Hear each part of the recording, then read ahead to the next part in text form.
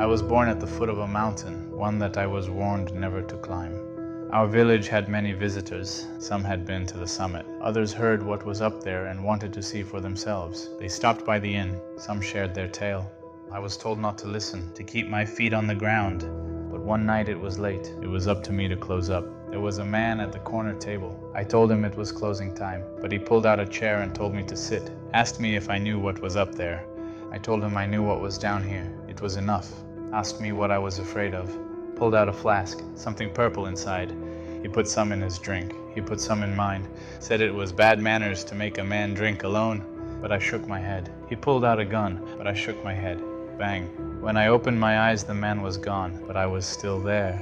I could feel my heart in my ears and a burning in my throat. I reached for the closest mug and I drank. My feet knew the way home. They'd taken me there 1,000 times.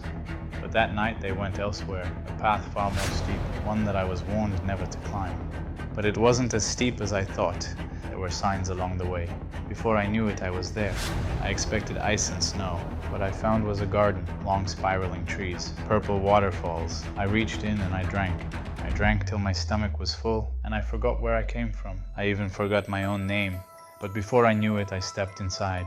The current was furious. Kept finding myself underwater, gasping, thrashing. Then it stopped. I stepped out of the river. Back in the village, soaking wet. Every eye in the village upon me. They all knew where I had been. When I woke up, there was thirst in my throat. I went to the well, but it wouldn't go away.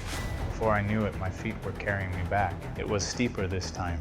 Someone had removed all the signs, but my throat was burning. And at last I was there. I drank deep, and once more the current had me, more furious this time. And this time there were rocks, sharp. I stepped out soaked, scraped, and beaten.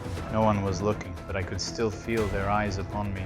I could already feel the thirst, but I did not go to the well. I did not go home. I went straight back up the trail. Halfway up, the path was gone. In its place, only thorns. The scrapes were bad, but the thirst was worse.